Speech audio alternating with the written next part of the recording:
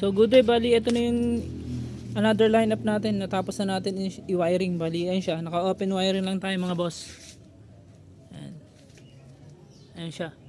Complete protection, may SPD, DC, tas AC, naka-grounding. Ayan, naka-grounding, parehas. Tas naka-grounding din to. Ayan, grounding. Tas ito siya. Ayan, naka-ground.